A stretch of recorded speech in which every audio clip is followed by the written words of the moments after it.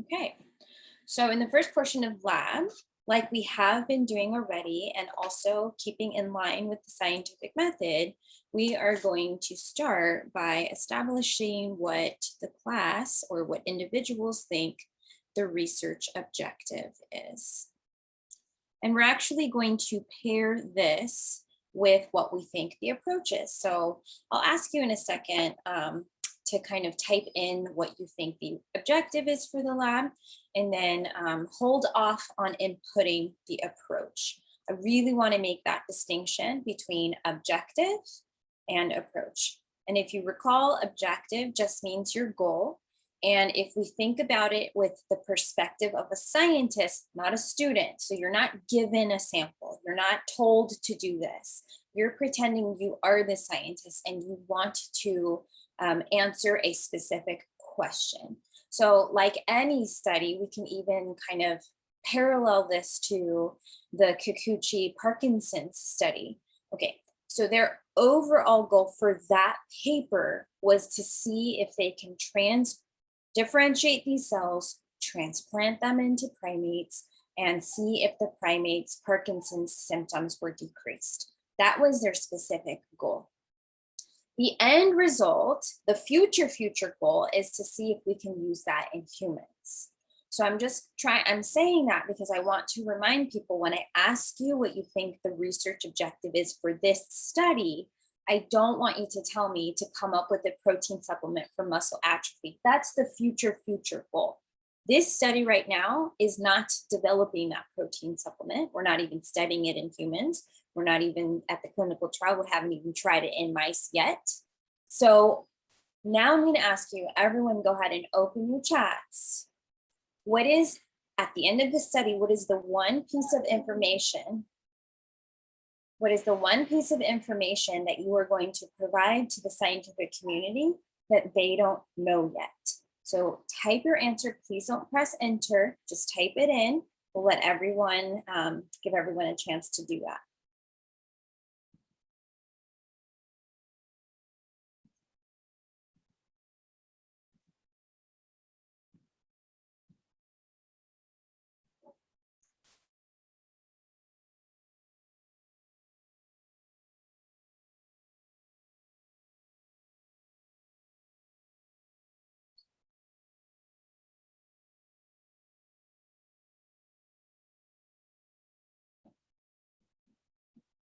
Okay, please press enter.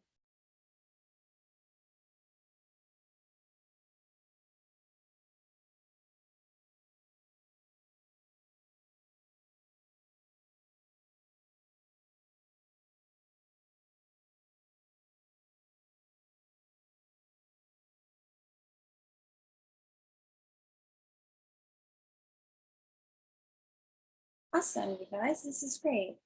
Okay, so some of you did include the approach in your objective. Please don't do that yet. So the overall goal, so the approach is like how you're going to do it. So not what you're going to do, how you're going to do it is the approach. What you're going to do or what you hope to accomplish is the objective. And so most of you in different ways, so this tells me that you're putting it in your own words, which is awesome. All of you collectively, I'm just going to sum it up in one statement, are saying that at the end of this study, you will have determined the composition, and not just random composition. We'll be like, well, composition of what? Like, you know, calories, composition of structure, like what are you talking about? And some of you did imply to determine the amino acid composition.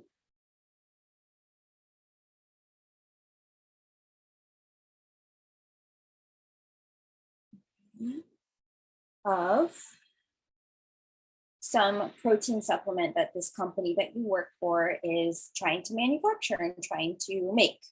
Okay, so when you go to your breakout rooms today, one of the things that you're going to do is you're going to come up with a name for this protein supplement. I don't care what you name it, just make it a little bit interesting. Don't just call it protein supplement A. Okay, so call it whatever you want. It can be clever, it can be witty, it could be, you know, pretty straightforward, like muscle atrophy be gone, whatever you want. Okay, so just make something up, but this is going to be the name, the specific name of your sample. Specific protein supplement name. Okay, great. Now,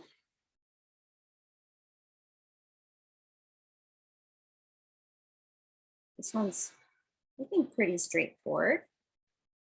So you don't have to wait to press enter. What is the approach that we have selected to use to address this objective?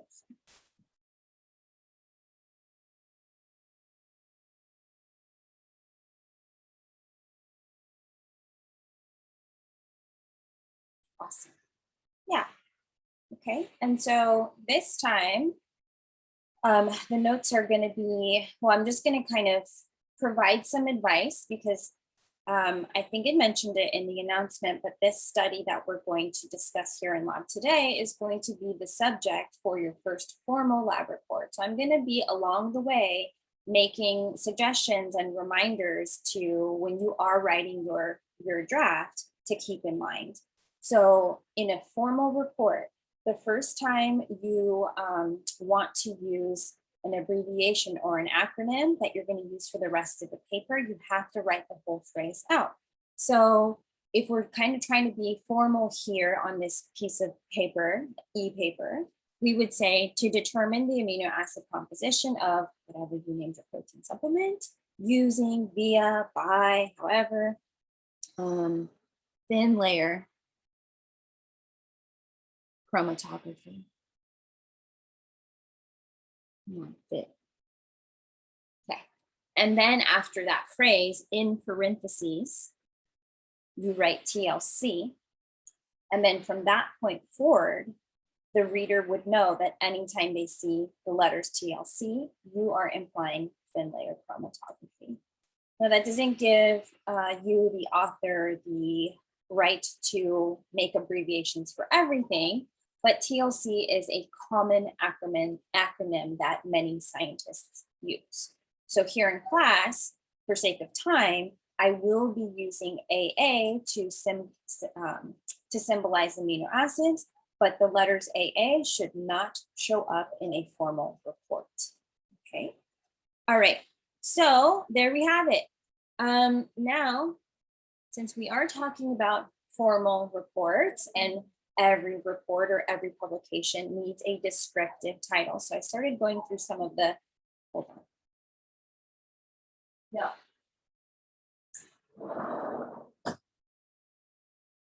There's that. Okay, side note. She caught a mouse last night and it was a bloodbath on my patio. And now she is obsessed with my patio and now wants to go out every second of her life. It was crazy. This happened at 10 o'clock at night. Okay. It was not fun. And it wasn't like a tiny musculus, it was a giant musculus. I think it was one of those California field mice. So it was probably like the body was probably about this big. So it's like the size of a rat, but the cute face of a mouse. So I have a tree in the back and I guess the mouse was climbing through the tree and the idiot fell out of the tree and landed in my patio. And I didn't know that the dog really wanted to go out. I was like, okay, whatever. So I let her out. And as soon as I let her out, I saw the mouse in the corner and the Paloma saw the mouse, and it was like Tom and Jerry in real life, except not a cat, a dog. And they were like doing circles around and they were like, I did a lot of screaming at 11 p.m. Okay. So it wasn't good. There was blood splatters everywhere. It was not nice. Yeah, it was really disgusting. Yeah, I think it like bit her in the nose. So like she was snorting and huffing and puffing. So she was like puffing out blood bubbles from her nose and her mouth was all bloody because she bit it and the mouse was all slobbery. So, okay, time in. Okay, so since we're talking about reports, what would make a specific, nice, good descriptive title typically is going to be your research objective or the takeaway message plus the approach that you used. So this would actually make a pretty good title for a paper, like if you were really trying to publish it, okay? Or a report. Okay, so I'll put in parentheses, it's usually going to either be the research objective, like the goal of the study, or the takeaway message. Like in the Kikuchi paper, the paper's title said something about them pretty much being successful at making the iPS cells into dopaminergic neurons, then using a primate model to minimize the symptoms of PD. Like all of that fit into their title. So now, having read the paper and you go back to the title, you can say like, oh yeah, that is what they ended up doing and finding. Cool. Okay, so let's keep going. We're going to definitely talk more about the approach because there's a lot of details. Some of you, probably most of you, have never done a chromatography. If you have, great, but if you haven't, we need to talk about how that works. So before we do that, this is when I'm going to say, okay, I try my hardest to make this as authentic as a science lab would actually be in real life. But sometimes I do need to make sure that you learn some stuff as the learner and that we talk about it. So this report, yes, it has a research objective, which we just identified, but it also has objectives as a student learner. Like what are some of the things, and why do we call it student learner objectives? Because the outcomes, we already know that. So I'll give you an example of one. So there are 4 learning objectives here. All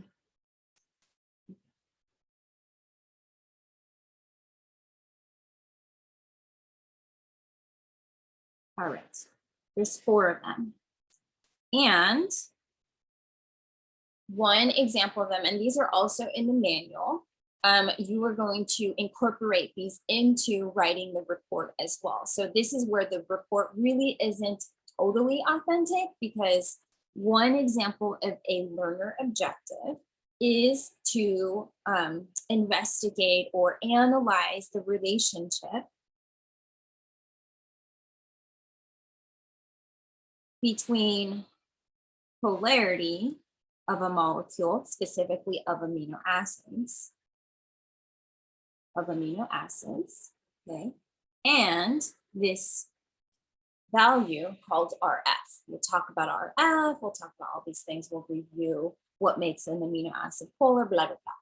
That is one of the things that you as a student in Bio103 through this study is going to be able to see, like, okay, but we already know, if you looked it up online, you could find this answer. So you, in real life, you wouldn't redo this study and try to publish it. Maybe you would just redo it just to make sure everything works in your hands, but you wouldn't be publishing something that we already know, the scientific community already knows. So this is how the report is slightly inauthentic. Okay, but something else that we're going to do in class today, and this is one of the things that you're going to do in the breakout rooms, is that you are going to identify the remaining 3 learner objectives. So write this down if you're not writing it down currently. So what are the other 3 learning objectives? And for each objective, you need to come up with a prediction. What do you think the outcome will be? Assuming that science works, that you are a skilled lab researcher and you know how to use all the equipment. So assuming everything works the way that it should, what should the outcome be? Okay, that's the prediction. And predictions are always paired or backed up by rationale. And so why did you predict that? So it says who, how do you know that? And so this is when you come up with some kind of evidence that supports that prediction. So when we talked about this week 1, remember we called these the hypotheses.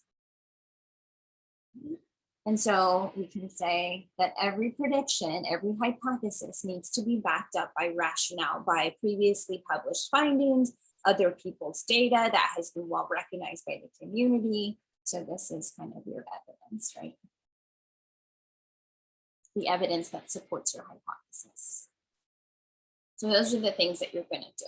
okay, for each of the learning objectives. I gave you one of the four.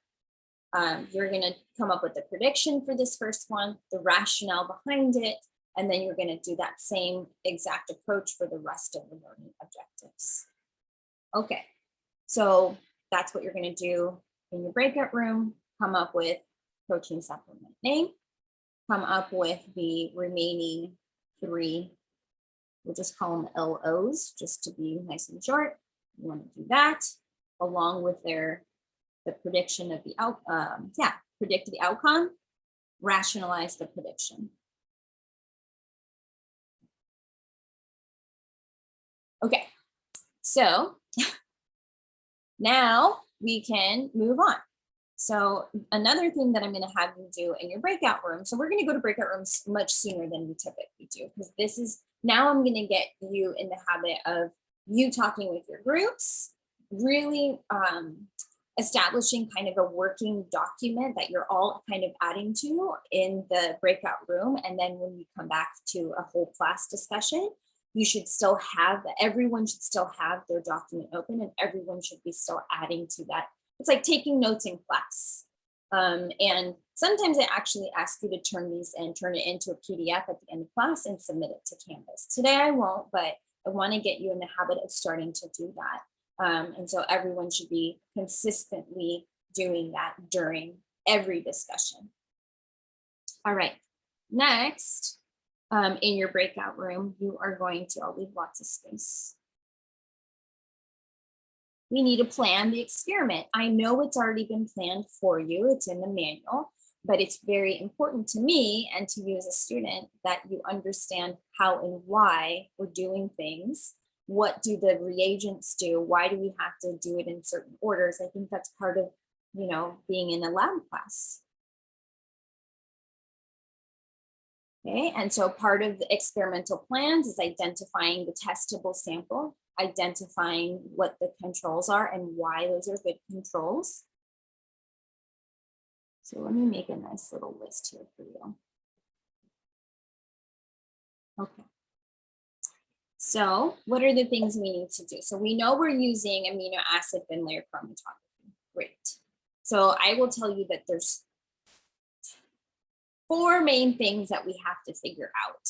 And so I'm going to give those to you so that it kind of helps organize your notes. It gives you a starting point. So basically, the first thing that you need to do, all science is the same. You have to prepare your samples. You have to prepare the equipment and the reagents that tests your samples, or that you can do the experiment with your samples. That's always the first thing. Got to do some preparing. And so in the preparing, that includes like doing math and making solutions and, clearing out your lab bench. Like that's all part of the preparation. So all science starts like that. And then once everything is prepared, the next part is running the experiment. So whatever that means. So for the first activity we did, that means recording the values of the serial dilutions. So recording the absorbance values. For the gel electrophoresis, that means loading the samples and turning on the electricity. That's running the experiment. For this, you're going to figure out what does running the experiment mean and what will you as a scientist be doing during it. So preparing, write it down. So here you have to prep 2 things, the samples and the equipment / reagents. So make kind of 2 little lists of what you think that means. So prep samples. And again, just like the gel electrophoresis, it doesn't matter if you prep the samples first and then make the gel. Same thing here. It doesn't matter which one you do first. You just want to be conscious of the time that you have. So prep samples and also prep the equipment and the reagent. So your job is to come up with what is the equipment that we need? What are the reagents? And don't just say things like buffer. Actually, what is the name of it? Any kind of specifics that you think are necessary. Then, when you're prepping the samples, you definitely have to identify what are the testable or what are the samples in question. It's not an unknown. You know it. It's your protein supplement that your company has been spending years making. So don't call it an unknown sample. It's known. You know it. What is unknown is the amino acid composition.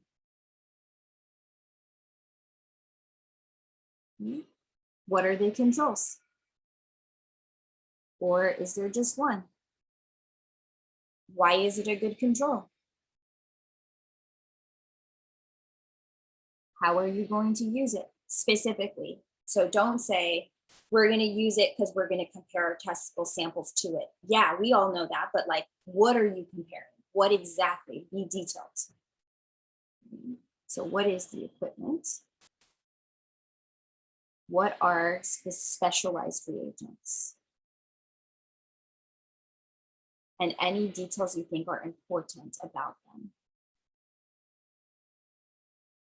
Okay, and I'll tell you the clue, the details should have something to do with the learner objectives.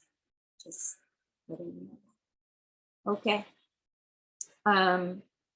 Prepping samples is not just about prepping the actual samples, but do you do anything to them? Do you add anything extra to them? Do you add them to something? So is there, not always, but is there any piece of equipment that you need to prepare your samples? If so, what is it? And what are any of its special details that you might think you need? Okay, so that's prepping.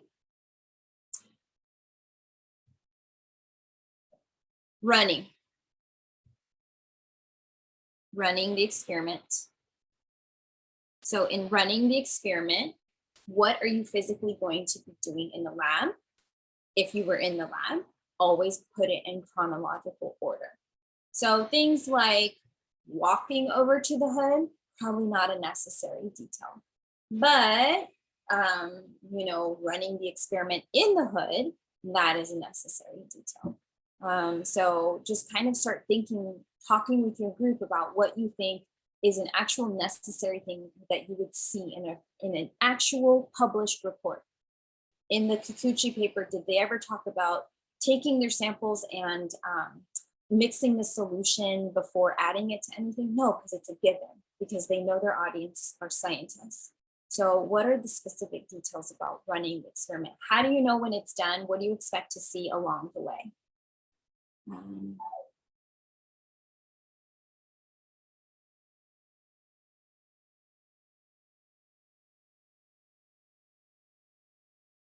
How do you know when it's done? Okay. Any other details? Parameters, we call them, that you feel are important for running this experiment? Nope.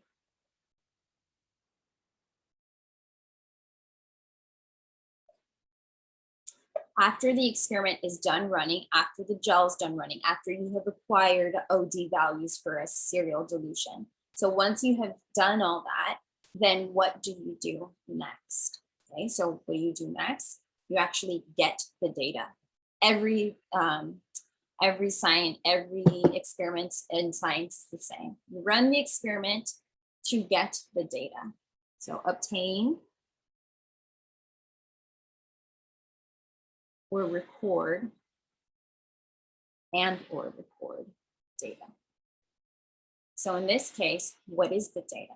What values will you be jotting down in your notebook? So we call that raw data. For the serial dilution experiment, the raw data was just the absorbance values.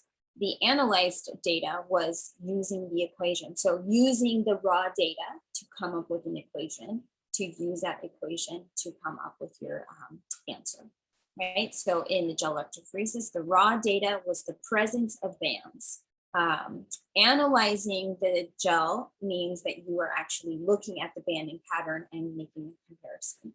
So what is the raw data in this study?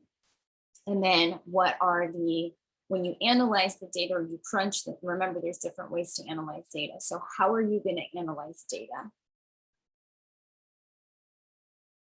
Is it a value that you calculate? Is it an equation that you come up with? Is it a trend that you find? What is the analysis? How analysis, you know what I mean. Okay. And then you actually, one more thing, when you are comparing your testable samples to the controls, what exactly are you comparing? What is it that you're comparing? Shape, amount, increase, decrease, relative level, color, what is it? And then last but not least, you are going to present the data. And that's what you're going to do with your group at the end. I'm not going to put this on the sheet right now, but I think these are the important things here.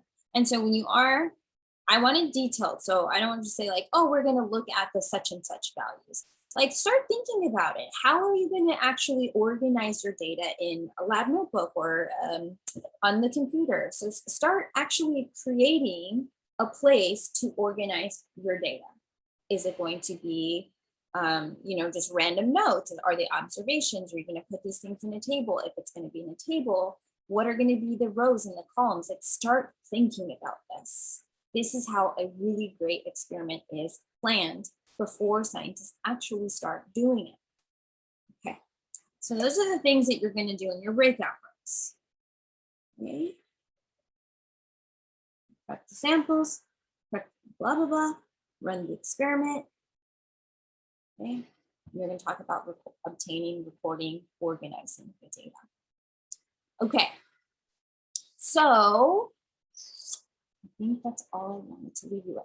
Oh, actually, before we move on, let's go ahead and at least do the prediction for the research objective, because this one's pretty easy. So if the objective is to determine the amino acid composition, this company's been working on making this supplement for a long time.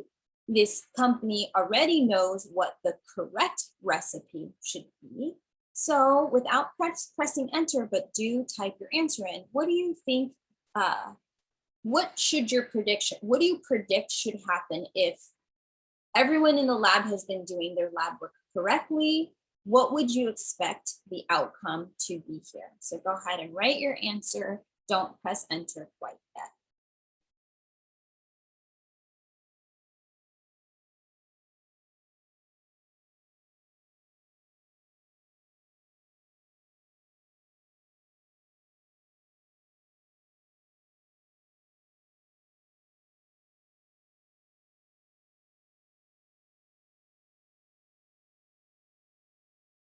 Okay, go ahead and press enter.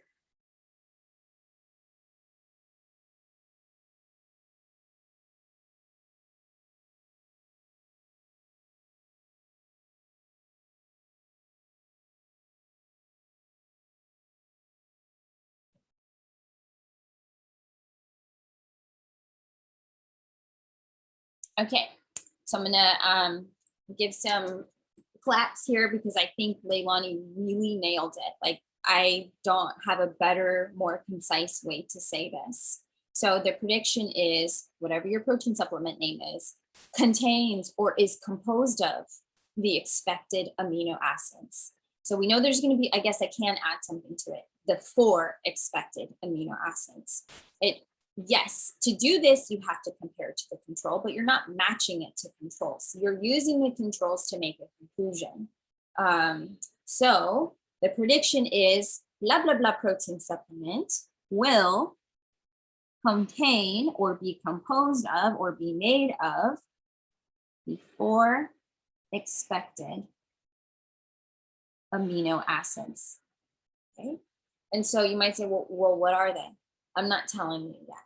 Why? Because when you and your team go to analyze this data, I want you to have no bias. Like, I don't want you to even think like, well, she says it's supposed to be, alanine, glycine. So does this look like glycine? Yeah, it probably is. I don't want you to do that. I want you strictly just to look at the data of the protein supplement. And I want you to compare it to the controls and make your own conclusion. I want you to be real scientists here. So for now, you can keep this as the 4 expected amino acids, But next week when you come to class, I'm going to give you that recipe. So next week, you're going to actually write the names of those amino acids, whatever those names are. So I'll just say next week, you delete the phrase the 4 expected amino acids, or you can leave that in there and say which are. You'll have amino acid by name number 1, amino acid by name number 2, by name number 3, and by name number 4. That's a very easy prediction. So we have that now. Okay, cool. Great. Any questions before you get sent to breakout rooms?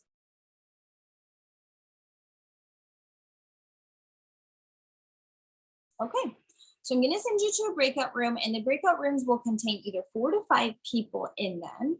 And so here's what's important. I want one person from the breakout room. If you need to have a team manager, like who wants to do it, like don't waste time doing that. So fine, the letter is H. So if your name is closest to the letter H, you're the one that's in charge of the Google Doc. Open it up, share it with the rest of the team.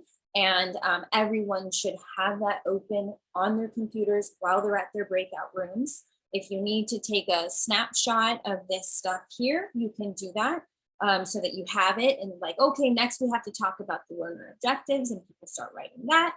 So I'll give you an opportunity to do that right before we go. The one thing that I do want to mention now, because I know it will be asked because Tuesday people already asked me, even though I already mentioned it.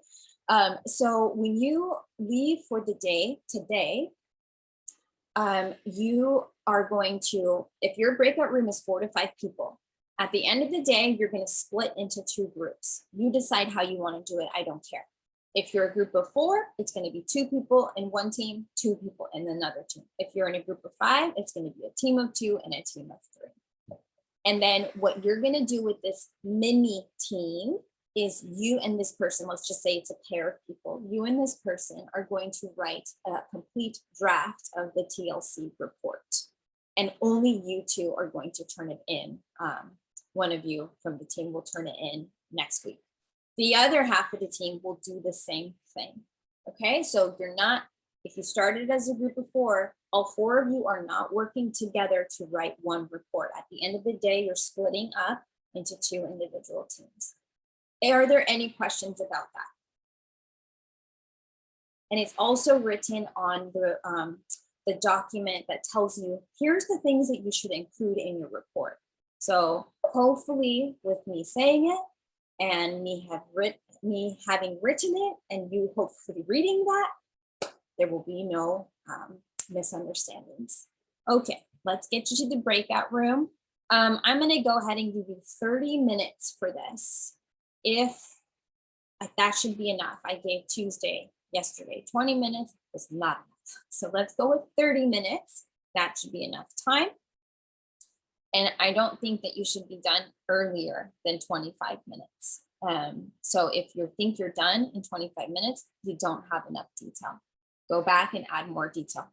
Go back and think about better rationale. Go back and think about a more specific prediction and more specific rationale. You're not going to be done before 25 minutes.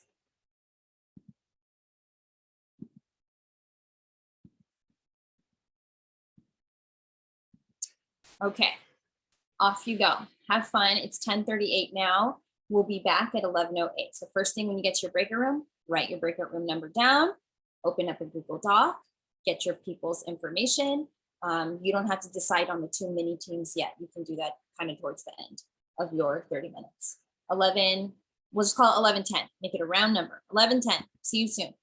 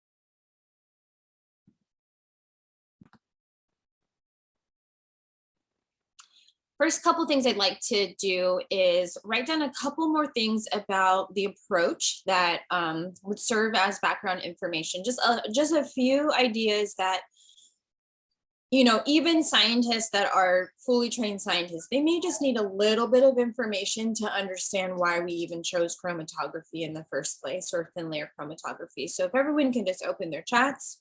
No, this was not something that I specifically asked you to talk about, but this is something that you should have read and potentially taken a few notes on in the when you read the manual. So just a brief statement, not a copy and paste, but in your own words without pressing enter quite yet. What is chromatography? All chromatography, there's different types. So what does chromatography do in general? Go ahead and type answer, not enter.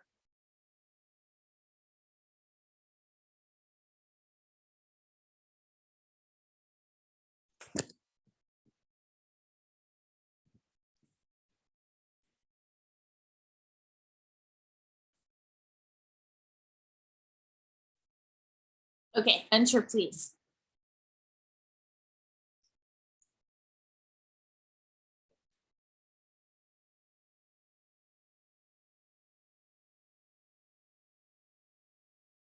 Yeah, so chromatography is a method that scientists use when they are using or studying or analyzing a certain solution or component. They want to see, okay, well, what's this solution made out of? So they're just basically separating the individual components of a solution. So it's a technique that allows the separation of compounds in a given sample. And what's the fancy way of describing a sample when we're talking about chromatography? You don't have to wait to press enter, just put the answer in. It's not really a sample. Yes, analyte, thank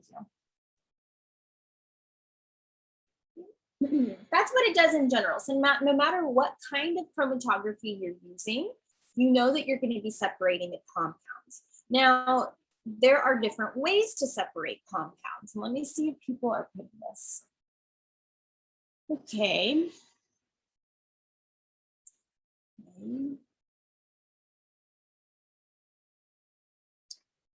Okay. So somebody wrote one example of how you can separate compounds. One example is separating them by polarity, but that's not the only way you can separate a compound. Multiple compounds from one another in an analyte. So what are a couple other properties that chromatography can separate compounds by? Again, no need to wait to press enter, but just go ahead and whenever you have an answer, enter it.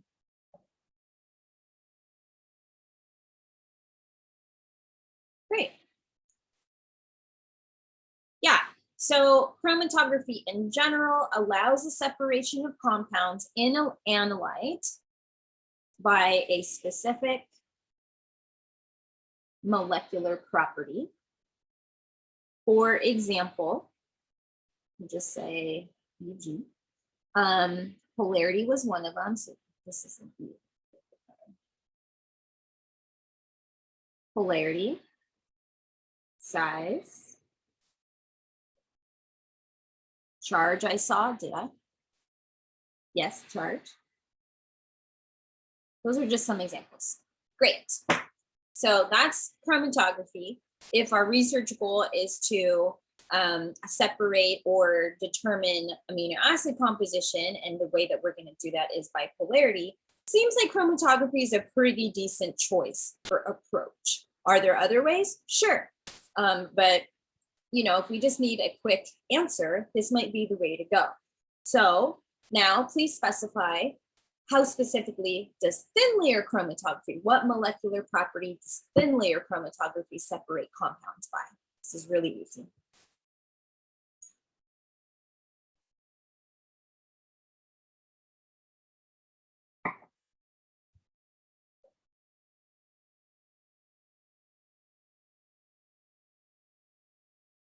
Yeah, polarity. So based on this implies that you are already thinking that the compounds in your testable sample may vary by their polar properties. So, because if you thought that you were making a supplement that only contained polar amino acids, maybe this would not be the way to go because they're all going to travel the same. So using TLC is working on the assumption that the composition is going to have a variability of compounds by polarity. Okay, so the last thing that I think we need to discuss before we talk further about the learner objectives, since most of those objectives are going to have to deal with RF, is talking about what RF is. So without hitting enter, please define RF. So RF is the retention factor. It has no unit. So basically it's going to be a ratio of two things. So please define RF without pressing enter yet.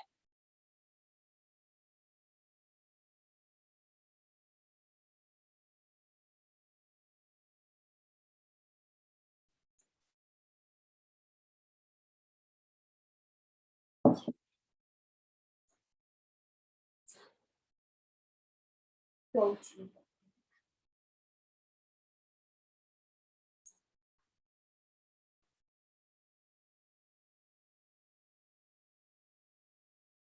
Okay, enter.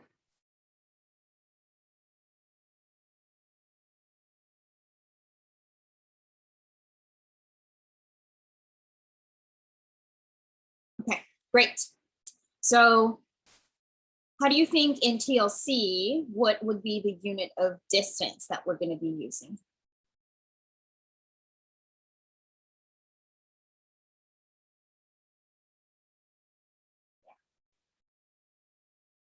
Okay, so it's going to be the distance, the spot. So we have to kind of talk about what spot is. So some kind of spot. Now we're under the impression that there's going to be a spot that appears that we can see with our human eyes. So some visible spot. This spot is also the samples that you're loading on to the magical equipment that I'm not going to say the name of. And this can also be classified as the analyte. Okay, so it's spot, this sample. In this specific case, we're talking about the amino acid sample or the protein supplement sample. This could also be considered the analyte. And it's going to travel from a starting location. What is the name of that starting location?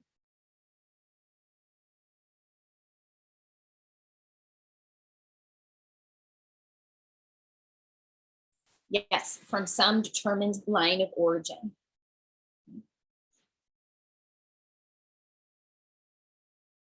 And some people just call it origin. Okay.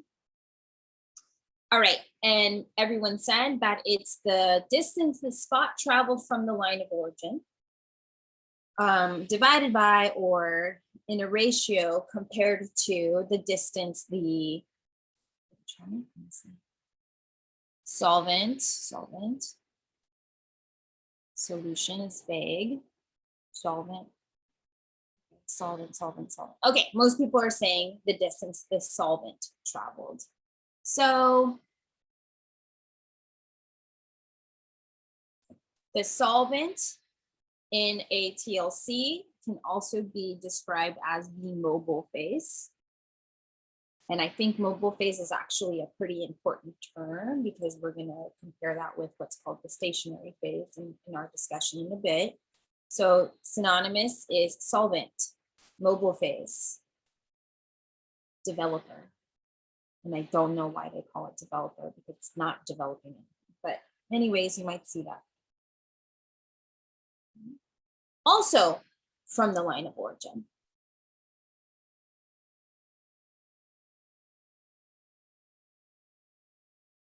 And since you're taking centimeters divided by centimeters, this retention factor has no units. It's a ratio. Just a value. Okay, so a couple more things that we have to, I guess, not determine, but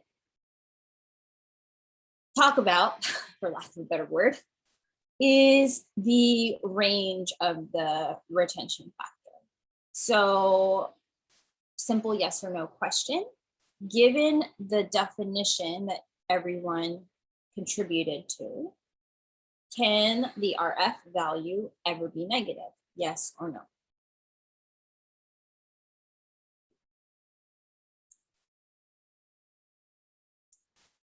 Okay, great. No, right?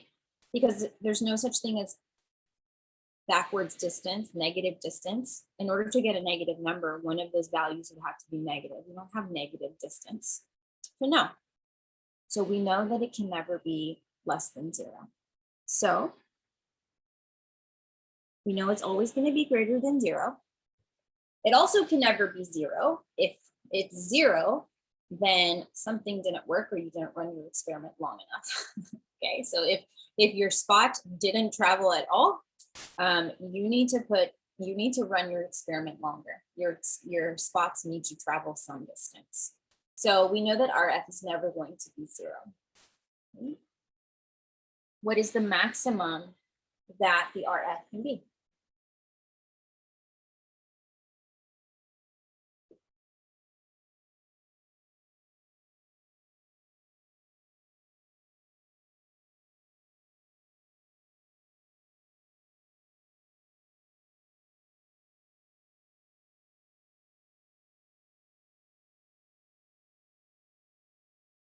So I am looking for a value.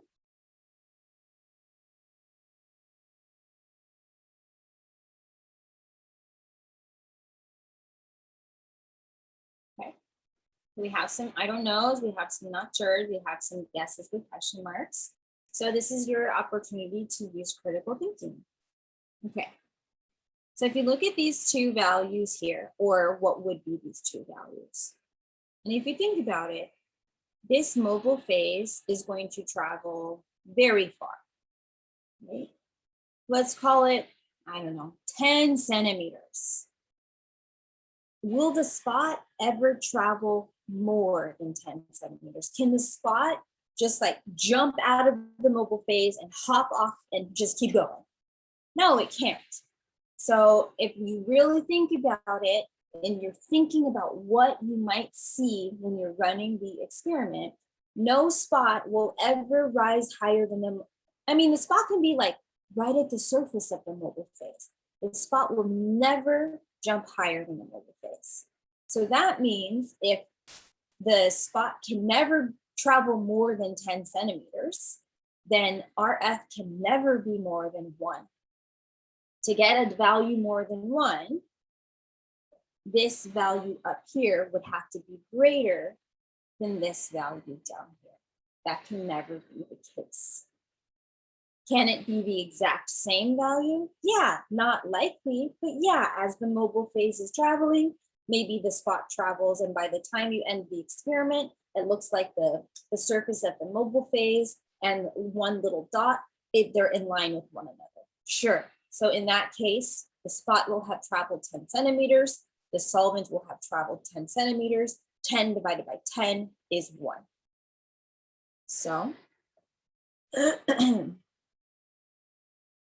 a really good example of how you can use critical thinking to already determine, okay, where should my values fall? And if they don't fall in this range, you did something wrong, probably.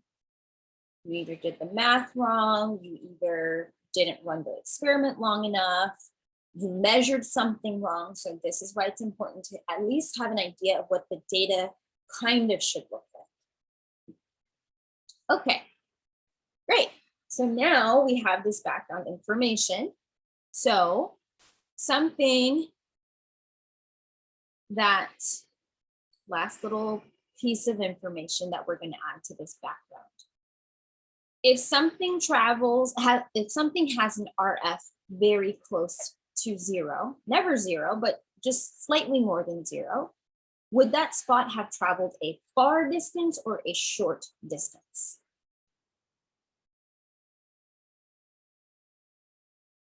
Think about it critically, even maybe come up with some random numbers to stick into this definition of RF.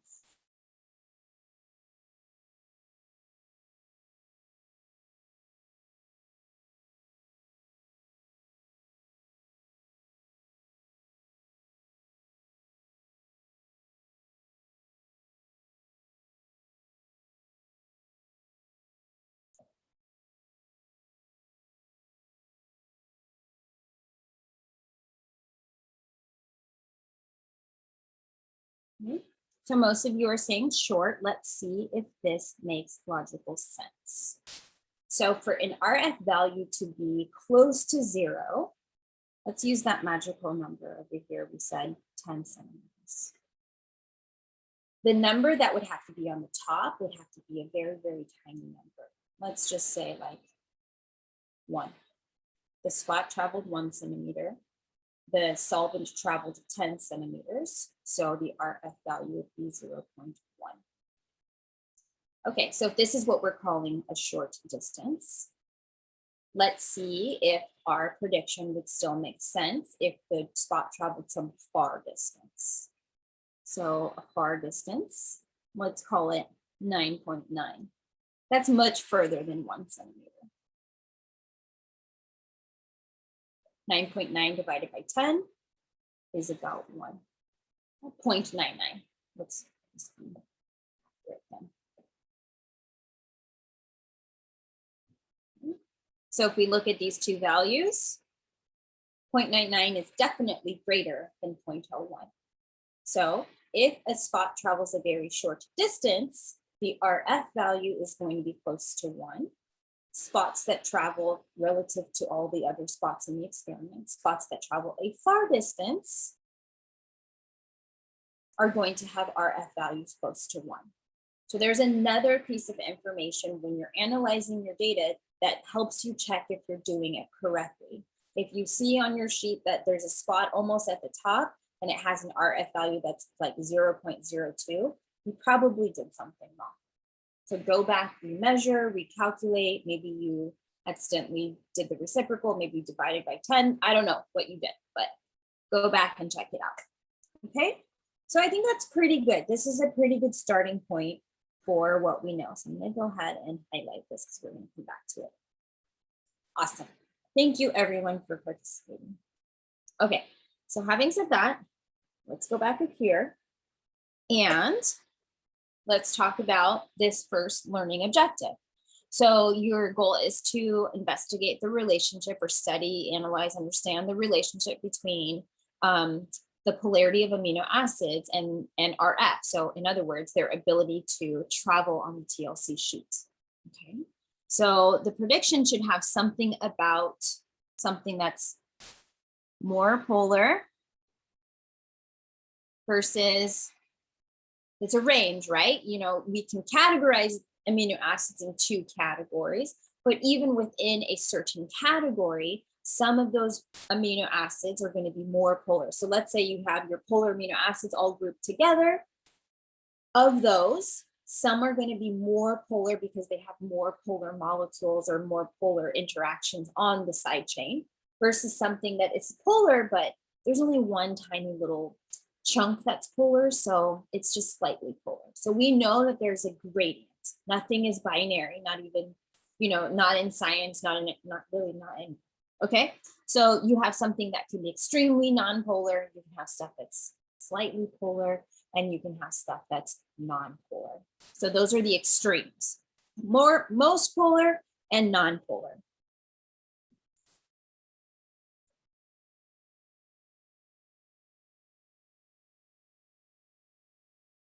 Okay, so most polar. Here, I just want to know from everyone, wait to press enter, please. Regarding travel distance, maybe if I have this still on the screen, this down here. The most polar amino acids, do you think they will travel a short distance or a far distance? Please don't press enter. I want everyone to type in their words before we press enter, because I don't want people to be influenced by what others are typing. Also gives you time to kind of think. So if an amino acid is super duper polar, do you think it will travel a short distance or a long distance? All right, press enter.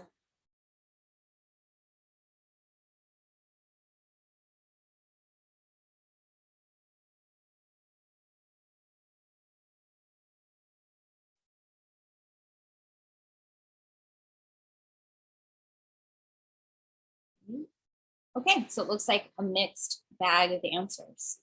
So I'm going to call out the people that wrote a far distance.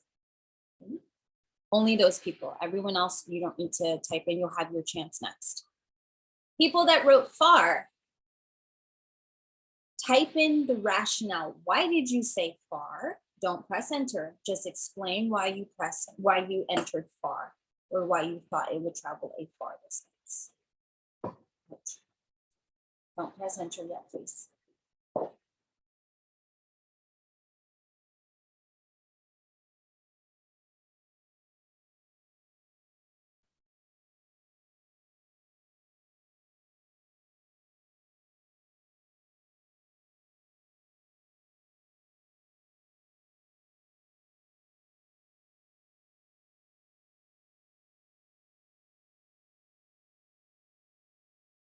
Okay, go ahead and hit enter.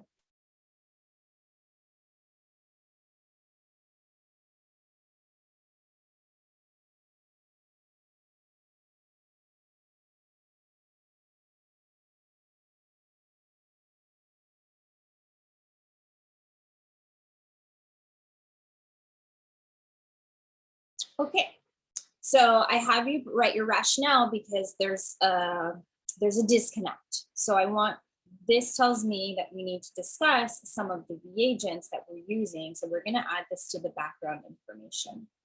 Okay. So thank you very much for writing why you thought that. Now we need to talk about, most people are saying because the polar amino acids have a higher affinity for the mobile phase. Higher affinity to the mobile phase versus what? So if they have a higher affinity for the mobile phase, you're comparing that to what? A less affinity for what else?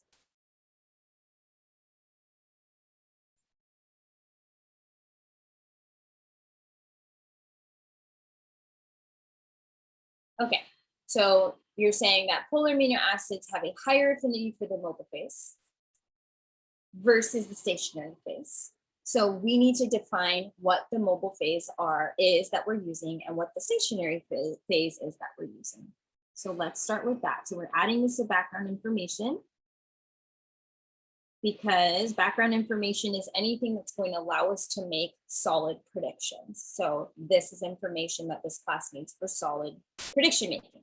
So everyone, the mobile phase, we know it's the solvent, but what exactly is it? Go ahead and write what it is. What is the mobile phase that we are using in this study? You don't have to wait to press enter. It's just a minute. Well, what is it?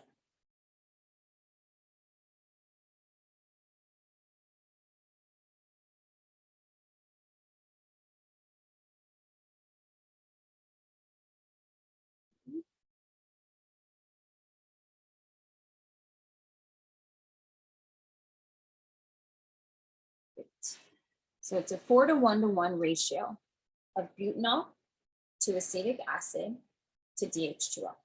Great. Perfect. So we'll leave that there for now. Okay. Having said that, what is the stationary phase?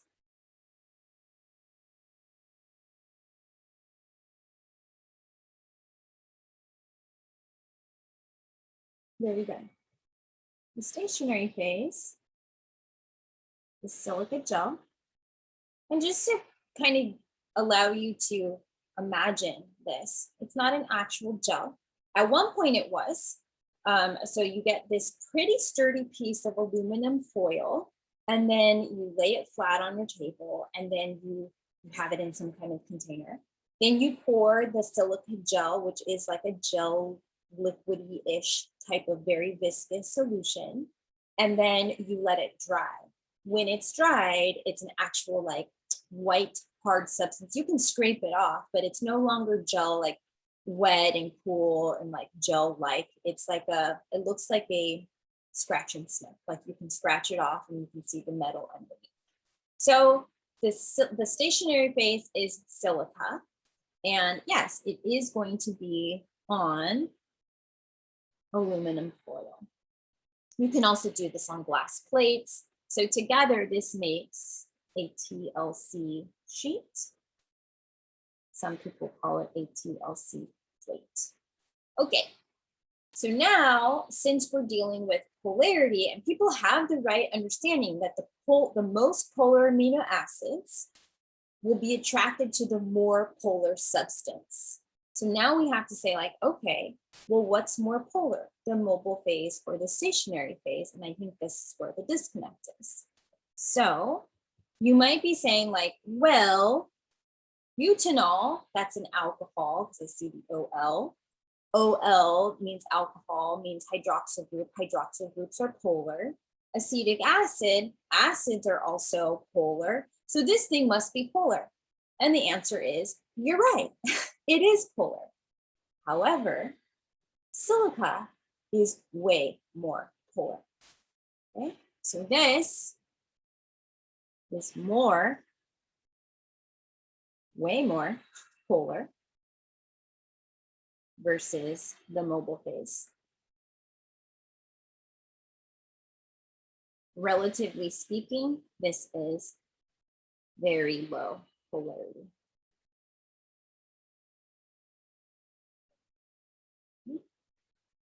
So people that said it was going to travel a short distance, now it's your turn. Why did you say that? So go ahead and type your answer in the chat, but don't press enter yet.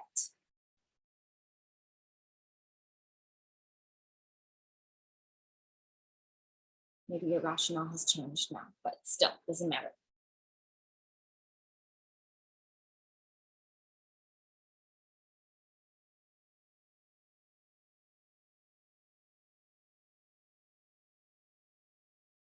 Okay, press enter. Okay. Okay, so those of you that did contribute here and that did say that the amino acids were going to travel a short distance because they have a higher affinity for the stationary phase, which is the silica gel, because that has a higher polarity than the mobile phase, the answer is correct. So what this means is that everyone has the correct understanding of what polar molecules do. They are attracted to the more polar thing. We just needed to clarify that the stationary phase is more polar than the mobile phase. Okay, so now we can say up here, let's scroll up.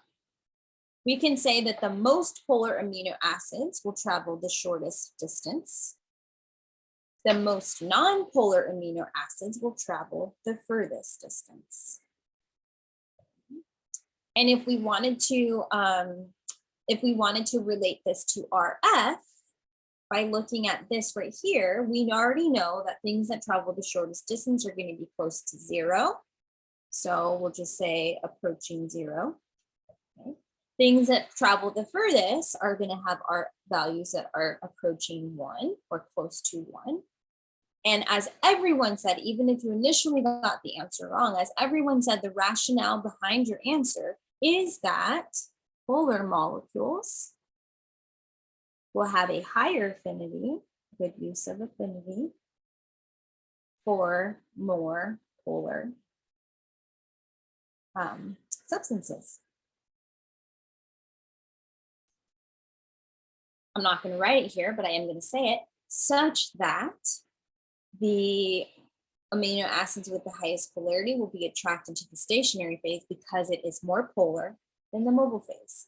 And the inverse is true, which means the least polar or the most non-polar amino acids will not be attracted to the silica sheet, will continue traveling with the mobile phase, until you stop the experiment, right? So they'll continue traveling until that's it, because they're not attracted, they don't have an affinity for the TLC shoot. So that is a really great example of making a prediction, basing it off of rationale, which is great. So good job. Okay, cool. Now, let's go ahead and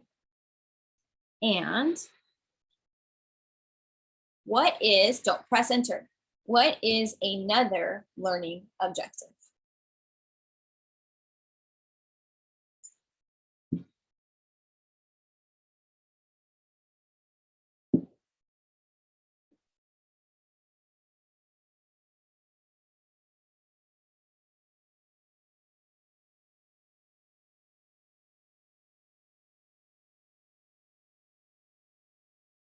Enter, please. Okay. All right, so you see spot color, so I see color and polarity. I also see molecular. Okay, great. So we're also going to be looking at the relationship between polarity and spot color. Given that statement, we are assuming that there's going to be different color spots.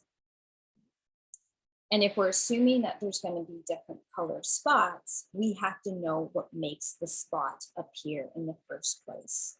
So here I go. We're going to add some more background information, because background information helps us make good predictions. So now we're talking about spots. First things first, what makes a spot appear? I don't care about the color. I just want to know what specialized reagent is necessary to make a spot appear. No need to wait, just write in the answer.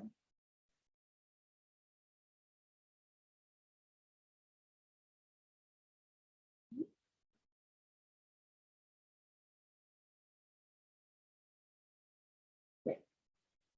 So ninhydrin,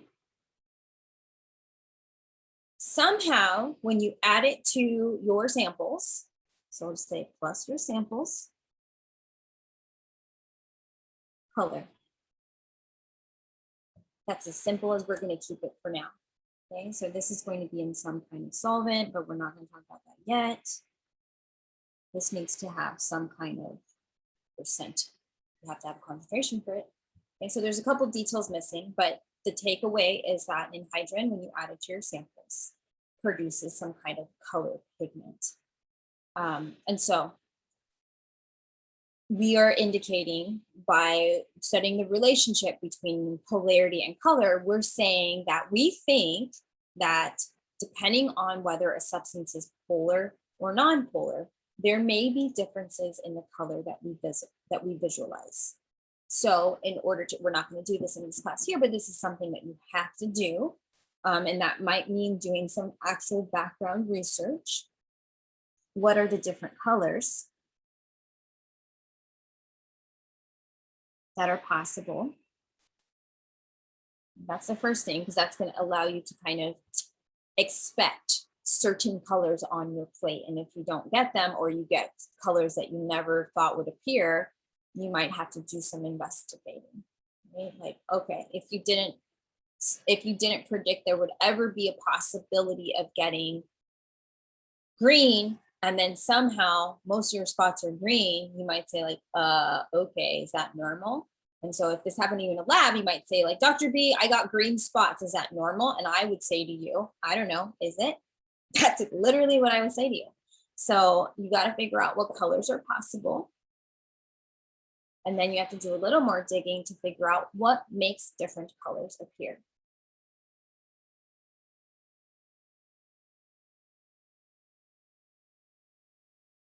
Okay. So the prediction and the rationale, we're not going to talk about here in class. So we're going to leave it a question mark for you and your group. Okay. Great. So I saw another learning objective that has to deal with molecular weight and something, travel distance, so RF. But we need to be a little bit more specific than that, because we're not looking at all 20 amino acids at a time. We're not saying like, oh, okay, here's all the amino acids. We're just going to put them in order from smallest to largest and see what happens. We're definitely not doing that. We're first separating them into groups. What are the groups that we're separating them into?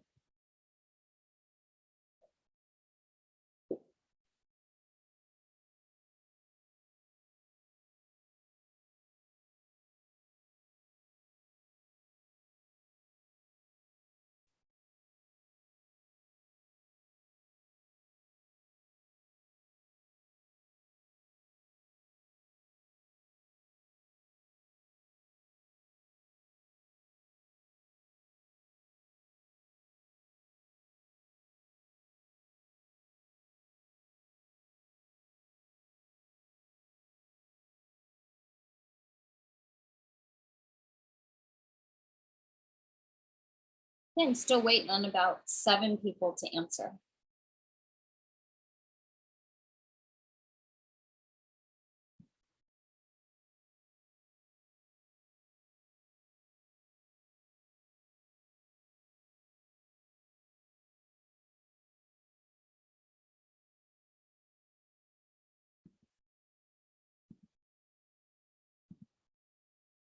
Okay, so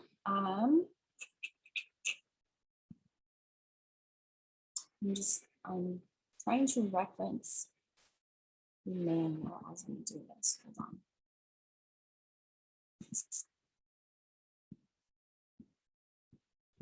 Too many things up there.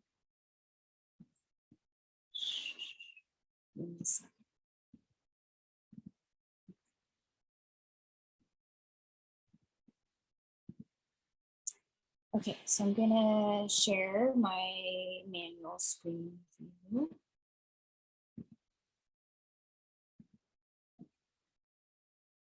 So I tried really hard to make the manuals very straightforward. So here is the amino acid thin layer chromatography manual. And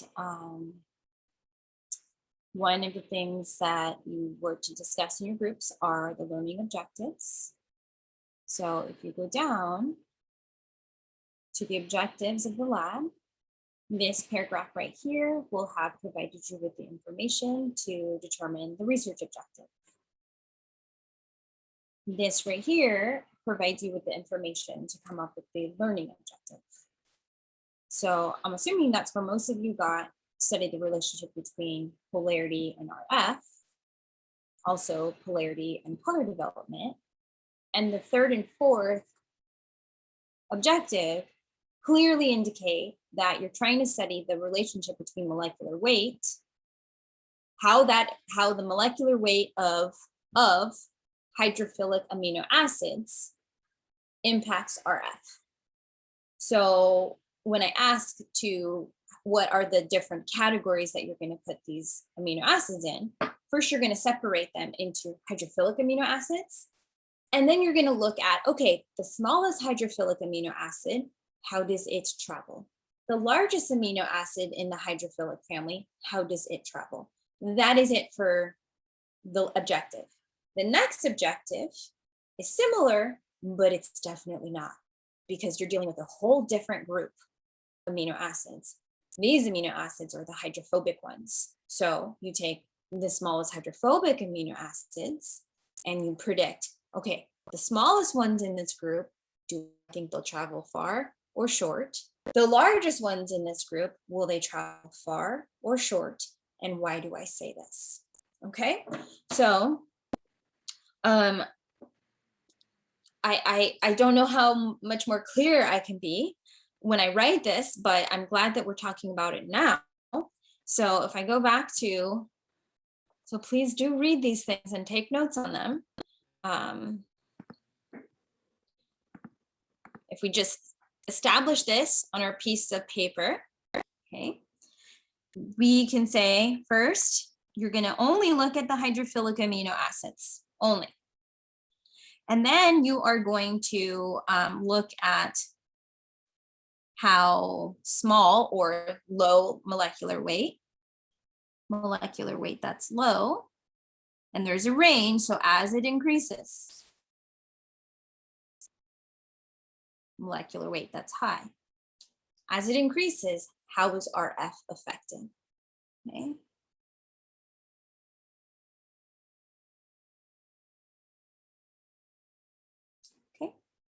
And your predictions are going to be group based, because I want there to be variation. So the goal of today is not that every single group has the same predictions for every single objective and they have the same exact rationale. Okay, so the last one is the same idea, but just looking at the hydrophobic amino acids, but it's the same. So the hydrophobic amino acids with low molecular weight, if you arrange them such that they increase in molecular weight, and the last one that you analyze is the one with the highest molecular weight, how is RF affected? Again, the prediction and the rationale is for you and your group. Okay, couldn't you argue that you also are separating by polarity? No, not for amino acids, because why? In this class, we have separate definitions for polarity and hydropathy. So polarity, recall, in this class, we define it by the unequal distribution of charges, and it allows the molecule to interact with other polar molecules. Okay. Hydropathy is specifically defined as a molecule's ability to interact with water. Those are two different things. Now you can say like, yeah, but they rely on one another. Well, hydropathy, yes, does rely on polarity, but we've even talked about exceptions to that rule. When we talked about our amino acids, and I was like, here's the polar amino acids. By definition, here's an example. By definition, tryptophan. Okay, so let me draw tryptophan. Okay, so you have your C, your COOH, your H, NH3, or NH2, whatever. Okay, and then you have your tryptophan. By definition, that OH makes it polar. So this, now we classify this amino acid as polar. But in a cell, in a real life cell, does this amino acid actually interact with water? The answer is no. And the reason why is because this thing right here is full of hydrocarbons. It's also very big. And in a meta-analysis of a bunch of different folded proteins, we typically find this whole thing in the center, in the core of proteins. So this indicates that even though tryptophan has a polar functional group, so we consider it a polar amino acid, it's in that category, we say that it is hydrophobic. So no, you can't argue that things that are polar are hydrophilic, because I just presented an example where that's not the case. You're welcome. But great that you brought it up, because I struggle so much with students linking those two terms together and making them synonymous. They are not synonymous. Are they highly correlated? Absolutely. Are they the same? Absolutely not. Okay. Okay. Great. Super good discussion. All right. Awesome. So let's make this bigger so we can see it. We've got our learner objectives now really established and really classified. So here's some advice when it is time for you to start writing about this stuff. When you get to this part of your paper and you're writing about the hydrophilic, you really shouldn't be bringing around the words polar and non-polar anymore. Up here, when you're talking about polarity and RF, you really shouldn't be talking about hydrophilic and hydrophobic. Think about them as totally separate concepts, even though they're highly correlated. This also tells you, since I just gave you an exception to the polar rule, you may have outliers, right? So you have a set of polar amino acids. You're like, oh, they're probably going to travel a short distance because they're polar and they like the silica gel as it's also polar. Okay, but what about the ones that by definition are polar but don't really act like a polar molecule? You might get weird data. And it's not totally weird. It's actually okay. That makes sense now. If you get tryptophan and it's acting crazy, like, why is this polar amino acid all the way at the top? It's supposed to have traveled a short distance. Oh yeah, okay. Well, that big benzene ring is really like making it not have a lot of like polar strength. So it's going to keep traveling with a mobile phase. So think about what your outliers can be.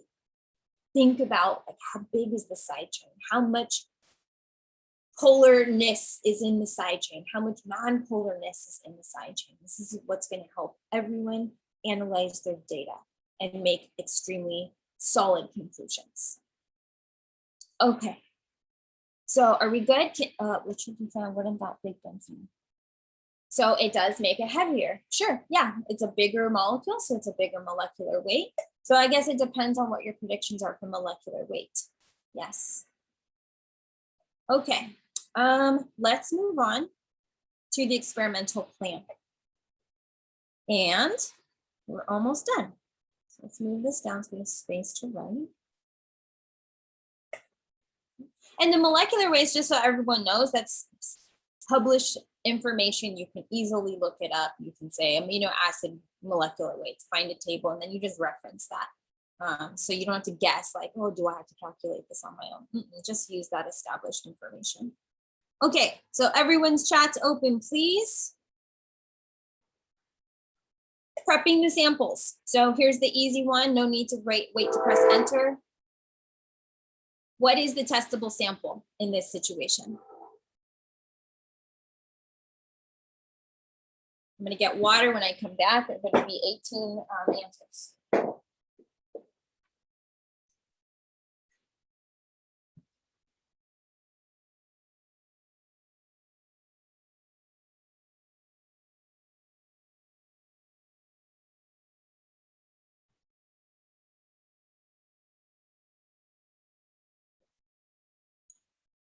Okay, so the testable sample is whatever name you're giving your protein supplement. Great. Name. Okay, so let's do a quick prediction.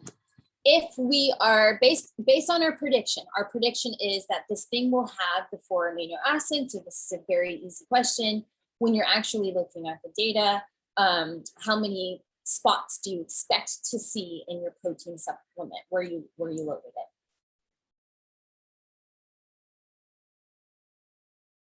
Yeah, a spot per amino acid.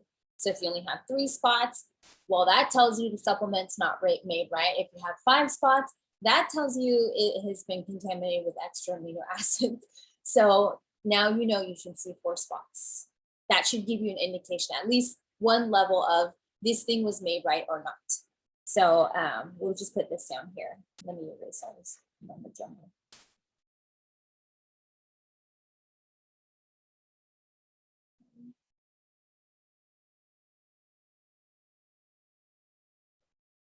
All right, so we'll just put a little star and remind ourselves that the protein supplement should have, or you're hoping it has, 4 spots.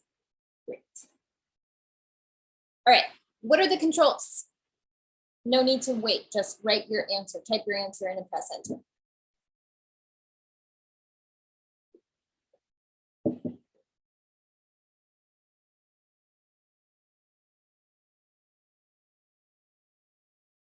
Okay, awesome. So controls by definition should be samples that we know information about. So that, and everyone is saying 20 known amino acids or 20 amino acids, that implies that we have information about amino acids on thin layer chromatography. Like we can already kind of guess, and you can probably look it up, what would a standard TLC sheet look like if if you were running the 20 amino acids. Now your data will never be exactly perfect in line with that because they did that in a different lab and a different, maybe using different equipment, different temperature, but the pattern, the trend will be the same. So the controls always are these known samples. And in this case, they are going to be the 20 amino acids. What do we know about them? We know their side chain composition. This is what's going to allow us to put them into polar versus non-polar categories, into hydrophobic versus hydrophilic categories. We also know it's been established, it's been published, what their molecular weight is. So if we're trying to study the relationship with molecular weight, we have that information, so great. Not only that, but these have also been run on many TLCs in many different labs. So you can get an idea of what a typical amino acid TLC might look like. So you might have previously published TLC data. Okay. No one's going to be copying and pasting TLC data that's been published into this work. It's just there for your reference in case you need it, but we have this information. Okay. And so when you prep your samples, what kind of equipment do you need, but specialized? We know pipettes, we know pipette tips, but what are you putting these samples on?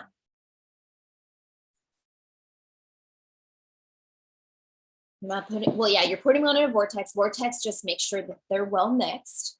But how do you get to the next step when you're running the experiment? Where are these samples living? Like, what do they do? Where are they?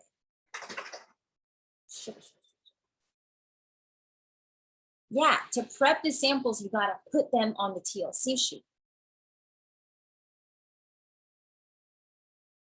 Okay. So this is this, we kind of already talked a little bit about it, but it's this piece of aluminum foil that has been coated with silica gel that is now dried. And so when you are preparing this, and you'll see this in the video, so I'm only going to go over it briefly now, you're going to just draw a very, very faint line at the bottom, like with a pencil. You don't even, when you're writing the method section, you don't have to say very lightly with a pencil. You can just say, indicate the line of origin, and we know that this is your origin. This is the place where you are going to pipette your samples onto, and this is where you start the measurements. Okay, and so you would take your pipette and then you put all of your controls, tiny little dots. You try to make them equally distant from one another, all along the side. And then I'm going to just do it in a different color. Not that they're actually different colors, they're all clear, but just to kind of indicate the testable sample. So then you'll have your testable sample, right? They're all along the origin, equidistant from one another. Once you let these things, so you load them onto the sheet, let the sheet dry so that the spots are no longer little wet droplets. It just looks like a white, dry piece of thing, again, paper, sturdy aluminum paper. Once that's the case, you're ready to run the experiment. So what do you put that sheet in? You put it into, and I think some people, not a gas chamber, but a TLC chamber. So gas chamber would be for gas chromatography. Okay, and that chamber is in a fume hood. And the fume hood is necessary because the reagent that we're going to use, the mobile phase, is extremely noxious.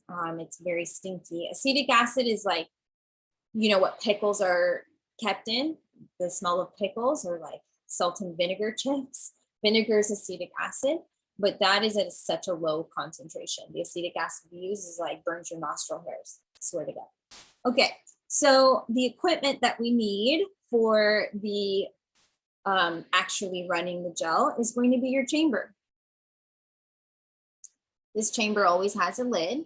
In our case, we have the chambers made out of a specific substance. And so anyone know what the substance is made out of? It's like a container, but what is the container made out of?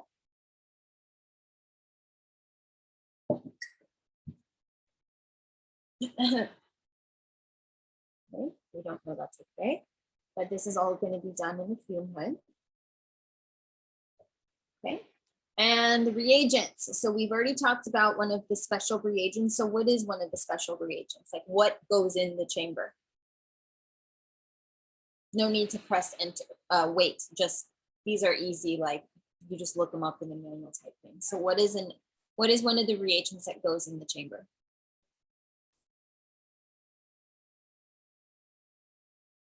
Okay, so here's a hint. The TLC sheet, remember, is the stationary phase. And a chromatography has a stationary phase and a mobile phase.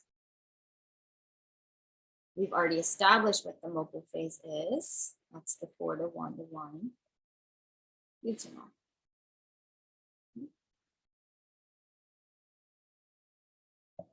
Okay, butanol acetic acid, water. Great. We have to pour some amount according to the manual. The manual, I think, says 50 to 100 mils, but in the video, I specify how many mils. So that's the detail that you want. So when you're actually writing this report and you're doing the method section, I better not see we poured or anything like that. 50 to 100 mils was poured. No, tell me the exact volume that was poured. So when you're writing a method section, you report what actually happened. Not what you planned to do, and you've already done it, so it's not in future tense, we will pour, or the first thing you have to do is pour. It has already happened. Prepare the chamber with X milliliters of 4-to-1-to-1 butanol acetic acid, deionized water, mobile phase. Period. Okay. Other important information. Yes, in the fume hood, but temperature. We all know that temperature impacts chemical reactions. Hot in general, hotter temperature makes them happen faster. Colder temperature makes them happen slower. And most of the reactions in a molecular cell lab can be sped up or slowed down safely without ruining the experiment just by adjusting the temperature a little bit. Don't fry the thing. But yes, so temperature matters. And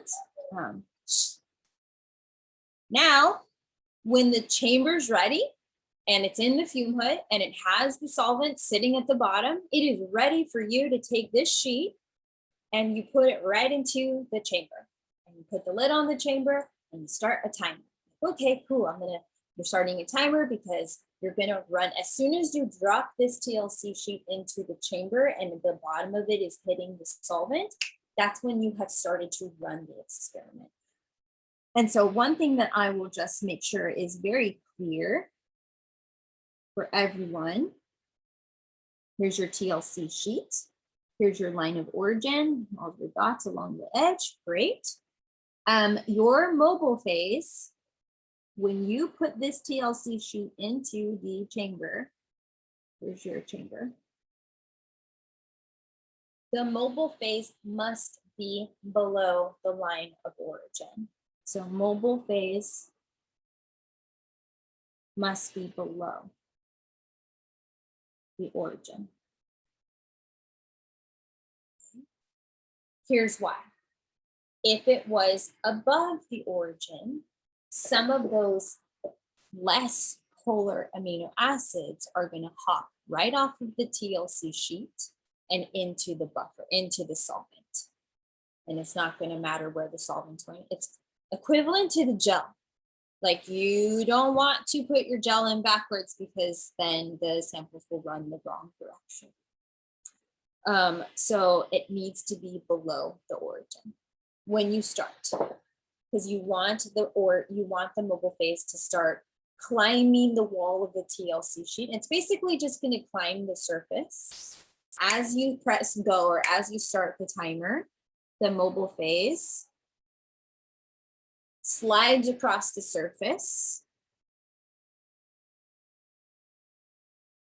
of the silica gel because of capillary actions, like a paper towel. If you took a paper towel and you're at your house right now and you didn't remember that this happens, and if you just dip a corner into a cup of water, you probably won't be able to see it. Here's a paper towel. Here's a cup of water. You just put it in here. Okay, I'll take it out, hopefully not spill on my computer. As soon as I dipped it in, I didn't dip that whole entire region in, I just dipped the bottom. The water starts climbing up the top. okay? And that's called capillary action. And so TLC and the solvent work the same exact way, except this paper towel, the liquid is being absorbed into the paper towel. TLC, the liquid is not being absorbed into the TLC sheet. It's on the surface, so it's adhering, it's sticking to and sliding across. So this is actually adherence. It's adhered, which means on the surface, not soaking in. It's not soaking in. So we call this adsorbent. The TLC sheet, this is absorbent, like your six-pack abs, absorbent with a B. The TLC sheet is adsorbent with D for dog. Okay. And it just keeps moving up. Capillary action draws that liquid and it keeps on drawing it up. So when you're running this, I don't know, it's not, you don't have to do it every single 15 minutes on the dot. That's like a good-ish 10 to 15 minutes. Oh, let me go check my experiment. Don't just like start a timer and say like, oh, the manual says it's done in 60 minutes, so I'm never going to check it in 60 minutes. I have free time. No, man. If you're doing research in the lab, you want to check the progress and make sure everything is going well. Because what if something went wrong then you don't find out for an hour? So check it. So about every 15 minutes, you check to see what's happening. And hopefully that mobile phase is slowly rising to the top. So we say movement. That's all we're recording in our lab notebook. And that's not something that needs to be reported to scientists. And they're like, why are they telling me that they checked it every 15 minutes? I don't care. Just give me the spot results. Like give me the RF, give me the conclusions. You don't need to tell me that in a report. Okay. So when do you know when the experiment is done? What are some of the visual clues? Remember, the amino acids are clear. We have not added in hydrogen, so there are no colors on here. It's just TLC sheet, wet looking parts of it. How do you know when it's time to pull that sheet out of the chamber? This time, do wait to press enter, because I want you to think about this. How do you know when it's time to pull it out? How do you know when it's over?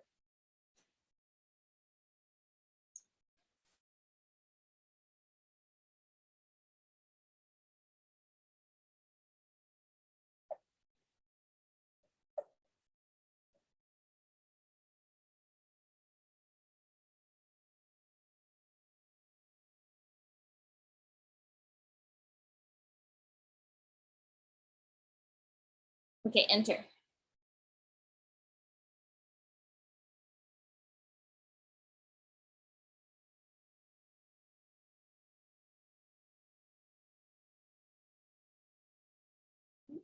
Some of you are giving me a very specific distance. And I just want to say that that is okay, but that is not like the tried and true rule. Like you must stop it at 0.8 centimeters from the top. That's just like my kind of like hint for everyone in class so they don't run it too long. So it's like, you just want to make sure the solvent doesn't get to the top. Like you want to make sure the solvent doesn't ever get to the very, very tippy top, because the amino acids will keep climbing and you don't want that to happen. Okay, so I like to end it just below the top. So maybe somewhere in this vicinity here. And that for me is like safety net, 0.8, 0.5 is okay. So you don't have to wait until it's exactly 0.8 centimeters. There's a couple things that you can wait for. You can say when it's close to the top. And so then people, if you've not done TLC before, they're going to ask me, what does close to the top mean? And so for me, it's like, I don't know, 0.5, 0.8, it's probably pretty good. Another way that you know when it's time to stop your data is this is why you don't want this number of 0.8, because what if you have been checking it for 3 hours and it's still not at 0.8? How long are you going to wait? Overnight, 2 weeks, a year? So if the mobile phase has kind of stopped moving, then it's not going to move anymore. The reaction's done. So I would say when the mobile phase stops moving or significantly slows down.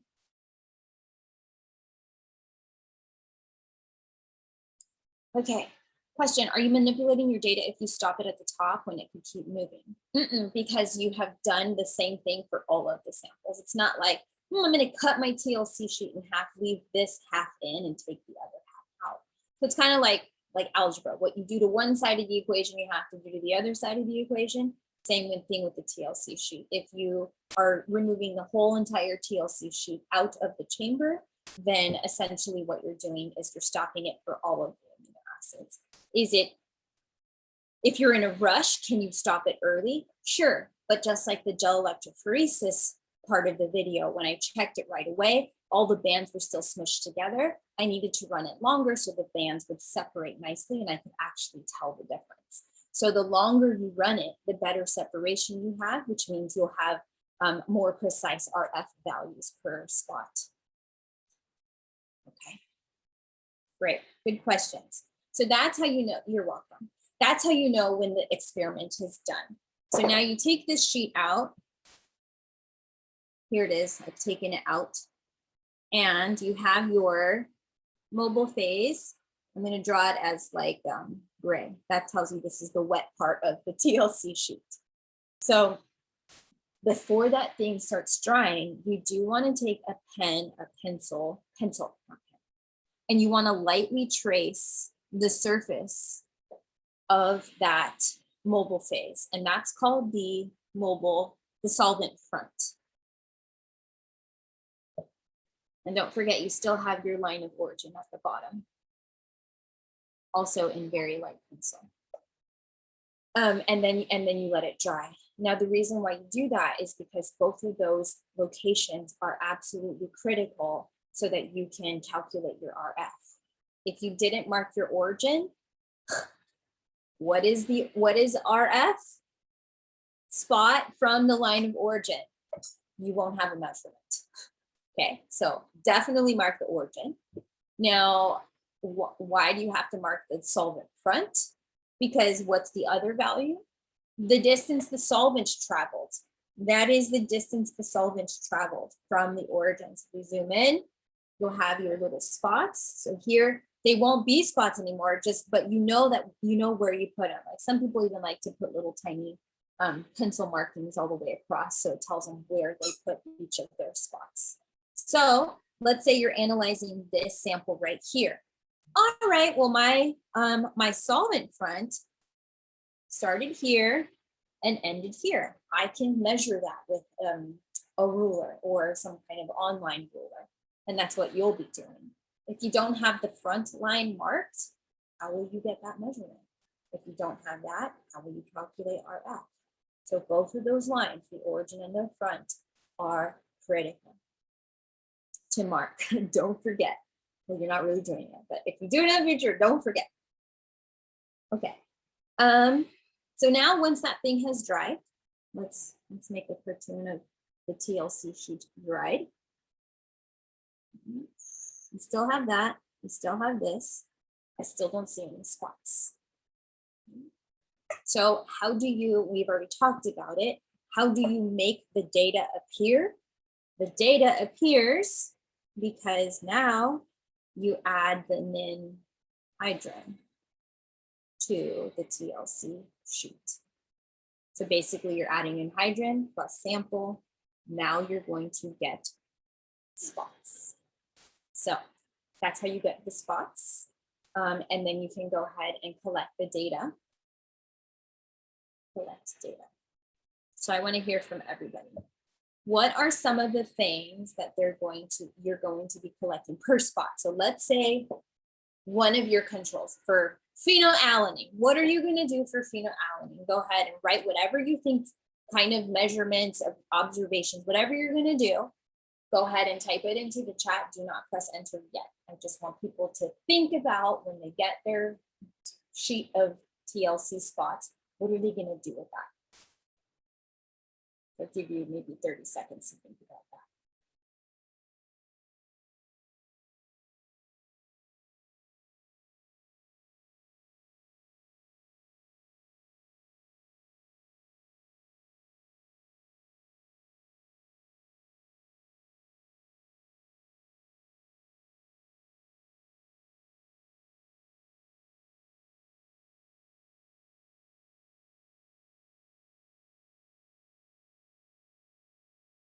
Okay, go ahead and press enter, please.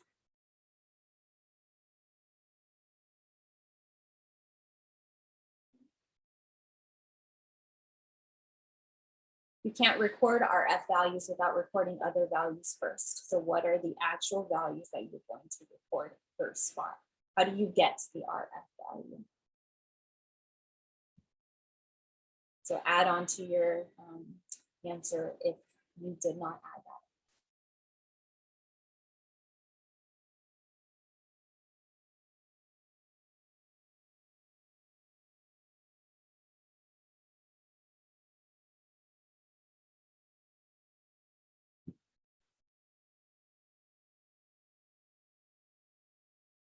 Okay, you can't compare spots until you actually record the spots. Okay, great. So like, I want you to actually think about, so if you said like, okay, I got the TLC sheet, I'm gonna compare spots. You're gonna compare RF values. Where did these RF values come from? You have to do them. So if you have to calculate RF values, you gotta actually do some measuring. So for each amino acid, now we're getting somewhere. For each amino acid, this is raw data. You have to measure the distance the spot travels. Okay. You're gonna measure that and you're gonna record it. So amino acid, you can use your 3-letter code. So let's just pretend you are looking at, what did I say? Phenylalanine. Cool. Measure the distance the spot traveled from the origin. So maybe that's 3 centimeters. For this, I'm going to be very specific and say that I want 2 units past the decimal point, so to the 100ths, and that's going to give you a more precise RF. Okay, so let's say that phenylalanine traveled 3.59 centimeters. Great. Then the next thing that you have to measure and then record is the distance the mobile phase or the solvent traveled. And we're going in chronological order. Notice I didn't put RF first because there's no way you can have RF without first collecting these pieces of information. So the solvent traveled, you measured it from the origin to the solvent front. This was 15.22 centimeters. Great. Now what you can do with these values, you can calculate the RF. So whatever that is, I don't know. I'm not going to give you the actual answers. I'm not going to pull out a calculator right now. But let's just say approximately 0.25. You will not use approximations. You will actually plug it into a calculator and put that there.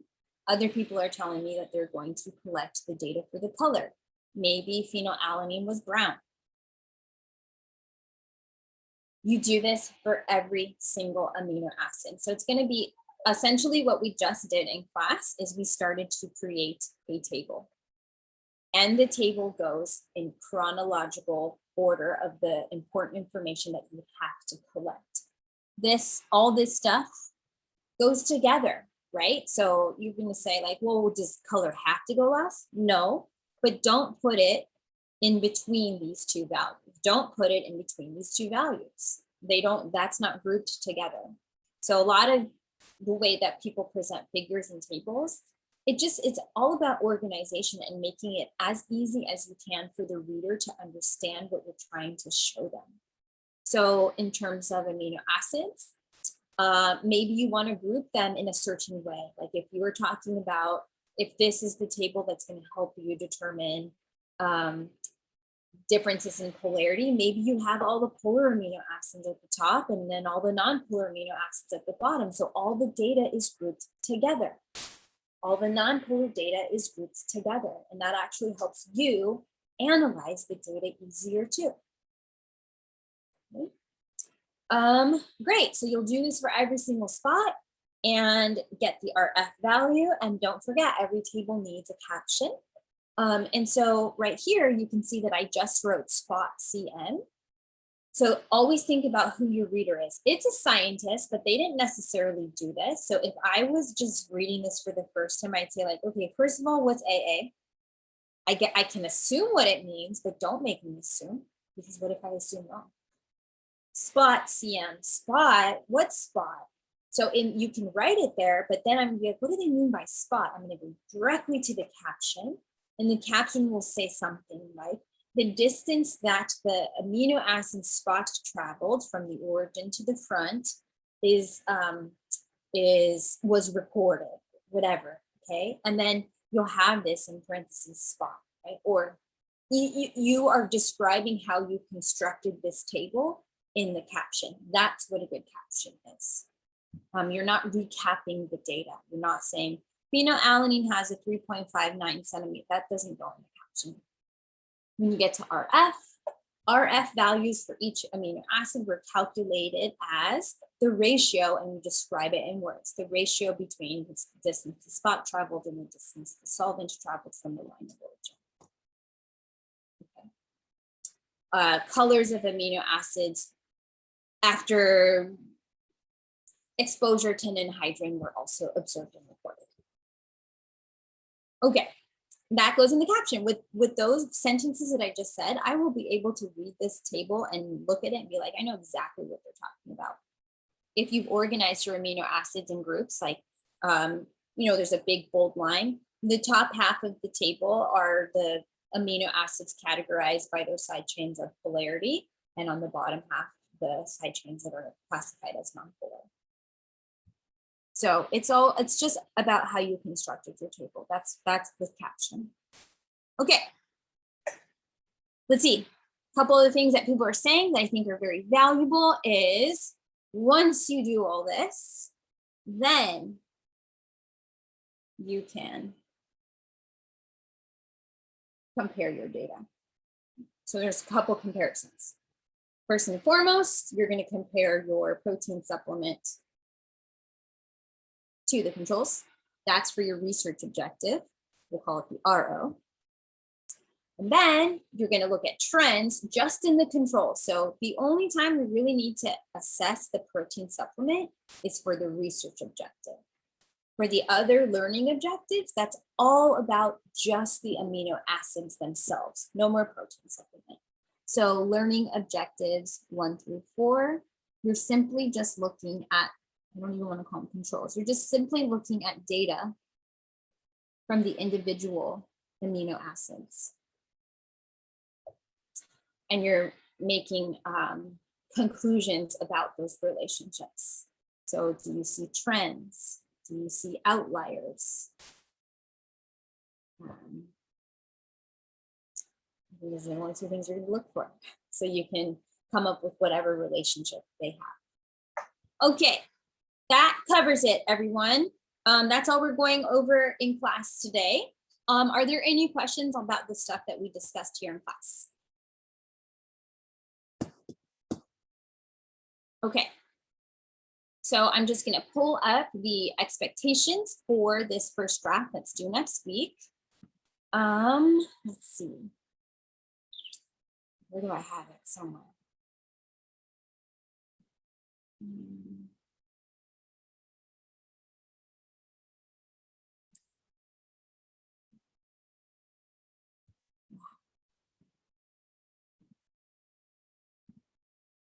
Alrighty. So here is the week 4 lab. At the end of lab, here's the information or some of the materials that you'll need. So if you haven't done so already, which I am thinking mostly, I've asked you 2 different weeks to do this. So at this point, if you haven't, then you're falling behind. So better do it now.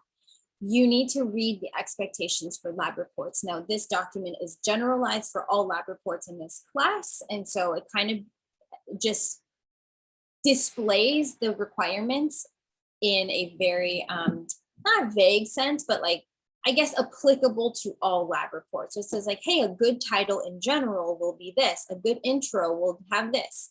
So make sure you read that because I use that to grade your individual lab reports. And then every study has its own specific information that I will look for. So do read this as well. And this is where the bulk of your points for the report will come from. And I am as transparent as possible with you always. I use this as a checklist. So as I'm reading, it's pulled up on my computer and I look like, well, I told them in the intro, they better have blah, blah, blah, and I don't see it in their intro. That's points you don't earn. Okay, So this report also requires proper formatting of references. So this document tells you all about how to do that. Here I am doing the experiment for us. So this is me talking it through. I write some stuff on the board, you know, but this is me doing it. So you have to pretend like you're doing it with me. And this is the information. If I've made changes to the protocol, this video trumps everything that you read in the manual. And that's real science. Sometimes you have this manual and you're like, I don't have that. Okay, maybe I'll use half that amount. I think it'll still be okay. But you got to write down what you actually use, not what you plan, and you're like tricking the science community. So you need to take notes while I'm doing this. And if I make any kind of like changes to the protocol, those better be in the method section of your actual report. The raw data and the order of the spots, I'm going to include on next week's lab page, and I'll do that sometime tonight. But I think that you can get going with this stuff first. So let's look at the expectations for this report. I'm not going to go through it because it's written here for you. You can read this, but I do want to highlight that every section has a couple things that you need to work on and look at. And like always, a lot of it was discussed today in class. So you have the information, you have the advice that I've been giving you, like, and don't forget to do this and make sure you do that. So it's here for you. So I just want to point out this part right here. So this is draft 1. We do not call them rough drafts in this class. You can make rough drafts, but those are never due. Completed drafts that you think are amazing get turned in, which is what you are going to turn in next Tuesday night. So this tells you you're going to work with half the people in your breakout room. I even give you the same example that I gave you earlier. If you're in a team of 5, it's now going to be a team of 3 and a totally separate team of 2. These separate teams are going to write their own independent reports, not together, separate. Okay, if you're a team of 4, 2 and 2. One person from the small group, not the breakout room, the small group, is going to submit it to Canvas. And no matter who submits it, every person, if it's a team of 2, both of you need to have access to that draft for next week in lab. If it's a team of 3, all 3 of you do. Okay, so a complete draft, as if you only had one chance to write this. Everything you need is on this document. Please do use it as a checklist. So maybe that's how you start.